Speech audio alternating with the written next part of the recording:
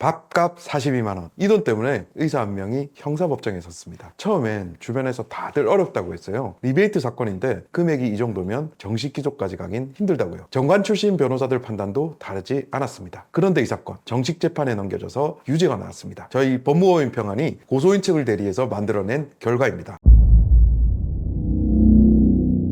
법무법인 평안의 형사팀 팀장 변호사 최봉균입니다. 사건은 이랬습니다. 한 제약회사 영업사원이 대학병원 안병원 종양내과 의사에게 접근했습니다. 자기 회사 약을 많이 써달라는 거죠. 항암 치료를 받으면 면역력이 떨어지는데 그때 쓰는 치료제였습니다. 방법은 식사자리였습니다. 2022년 한 해 동안 3차례 서울 시내 음식점에서요. 그냥 밥만 먹은 게 아닙니다. 결제를 제품 설명회 비용인 것처럼 꾸몄습니다. 심지어 의사가 자리를 뜬 뒤 추가 주문이 나올까봐 미리 6만 원을 선결제해 둔 날도 있었습니다. 이렇게 의사가 받은 경제적 이익이 42만 8,332원입니다. 이 위장이 어떻게 가능했는지도 보셔야 합니다. 설명회를 열었다는 증빙으로 참석자 방명록을 냅니다. 그런데 이 영업사원은 그 방명록에 참석하지도 않은 의사들의 이름과 서명을 직접 만들어 넣었습니다. 한두 명이 아니라 10명이 넘었습니다. 자기 서명이 위조된 줄도 모른 채 설명회 참석자가 되어 있던 의사들이 그만큼 있었다는 뜻입니다. 여기서 짚고 갈 게 있습니다. 의료법은 의약품 공급자로부터 판매 촉진 목적의 경제적 이익을 받는 걸 절대적으로 금지합니다. 얼마부터 처벌이라는 하한선이 없습니다. 그런데 실무에서는 금액이 작으면 수사가 흐지부지 되는 일이 많습니다. 이 사건도 딱 그렇게 흘러갈 수 있었죠. 저희가 수사기관에 내민 건 금액표가 아니었습니다. 그 자리가 어디였느냐 였습니다. 안병원 종양내과입니다. 다른 데서 더 해볼 게 없다는 말을 듣고 마지막 동아줄을 잡는 심정으로 찾아오는 분들이 앉은 진료실입니다. 그 앞에서 환자가 할 수 있는 건 하나뿐입니다. 의사 판단을 믿는 것. 처방은 환자가 고르는 게 아니잖아요. 어떤 약을 쓸지는 전적으로 의사가 정합니다. 그 판단에 밥값이 섞일 여지를 열어두면 환자는 자기가 받은 처방이 순수한 의학적 판단이었는지 영영 확인할 방법이 없는 것이죠. 금액 하한을 두지 않은 이유가 여기 있습니다. 그래서 저희는 이렇게 수사기관을 설득했습니다. 이걸 소액이라고 넘어가면 그 다음 그 진료실에 앉은 사람은 우리 가족일 수도 있다고요. 금액으로 따질 사건이 아니라 어디서 벌어진 일인지로 따질 사건이란 걸 자료와 함께 반복해서 짚었습니다. 결국 검찰은 벌금만 물리고 끝내는 약식이 아니라 법정에 세우는 정식 기소를 선택했습니다. 이게 전부가 아닙니다. 이 사건엔 하나가 더 붙었습니다. 사건이 불거진 뒤 이 의사는 새벽 1시 넘어 병원 당직실에 들어갔습니다. 공용 노트북에 동료 의사 계정이 로그아웃되지 않은 걸 발견하고 그 메일함에 문제가 된 약 이름을 넣어 검색을 했습니다. 그렇게 찾아낸 메일 5건을 자기 계정으로 옮겼습니다. 그 5건이 무엇이었는지가 중요합니다. 그 약에 월별 처방 건수 자료가 있었고 경찰이 병원에 보낸 자료 제공 요청 관련 메일도 있었습니다. 또 방송 기자가 취재를 요청한 메일도 있었습니다. 수사가 어디까지 왔는지 언론이 무엇을 묻고 있는지를 새벽 2시에 남의 계정으로 들여다본 겁니다. 그렇게 리베이트 사건 하나가 정보통신망법 위반이라는 별개의 범죄로 번졌습니다. 재판 과정에서 이 의사는 이메일을 열어본 동료 의사를 위해 1,000만 원을 법원에 맡겼습니다. 이걸 공탁이라고 합니다. 받은 이익의 20배가 넘는 돈이었습니다. 그런데 피해자청은 그 돈을 받지 않겠다고 밝혔습니다. 돈으로 정리될 문제가 아니라고 본 거죠. 결과는 이렇습니다. 법원은 이 의사에게 벌금 250만 원을 선고했고 받은 42만 8,332원은 전액 추징했습니다. 범죄로 얻은 돈은 한 푼도 남겨두지 않는다는 뜻입니다. 리베이트를 제공한 영업사원은 회사 법인카드로 275만 6천 원을 빼돌리고 의사들 서명까지 위조한 사실이 함께 인정돼 징역 4개월에 집행유예 1년을 선고받았습니다. 의사는 형이 무겁다며 항소했지만 항소심은 올해 초 그 항소를 기각했습니다. 여기서 오해하면 안 되는 게 있습니다. 의사와 제약회사가 밥을 먹으면 다 처벌된다는 얘기가 아닙니다. 법이 정한 범위 안에 제품 설명회는 허용됩니다. 이 사건에서 문제된 건 설명회를 하지도 않고 설명회인 것처럼 꾸민 부분이었습니다. 고소를 고민하고 계신 분들께 3가지만 남기겠습니다. 첫째, 금액이 작아서 안 된다는 말을 결론으로 받아들이지 마십시오. 수사기관을 움직이는 건 액수가 아니라 이 사건을 왜 처벌해야 하는지에 대해 설명을 하는 것입니다. 둘째, 흔적은 반드시 남습니다. 카드 결제 내역, 방명록 서명, 새벽의 접속 기록까지 이 사건에서는 전부 증거가 됐습니다. 셋째, 고소장을 내는 것과 기소를 이끌어내는 것은 전혀 다른 일입니다. 사건을 접수시키는 데서 끝내지 마시고 어떤 자료로 무엇을 설명할지까지 준비하셔야 합니다. 끝으로 하나만 다 말씀드리겠습니다. 제약회사와 의료진이 만나는 이런 자리를 오랜 관행으로 여기는 시선이 있습니다. 관행이라는 말이 붙는 순간 문제는 보이지 않게 되죠. 이번 판결은 큰 병원 진료실에서 벌어지는 일에도 선이 있다는 것, 그것도 금액과 상관없이 있다는 걸 분명히 했습니다. 저희가 이 사건에 매달린 이유이고 변호사로서 보람을 느끼는 대목입니다. 작은 사건은 없습니다. 작게 다뤄진 사건이 있을 뿐입니다. 지금까지 법무법인 평안 최봉균 변호사였습니다. 감사합니다.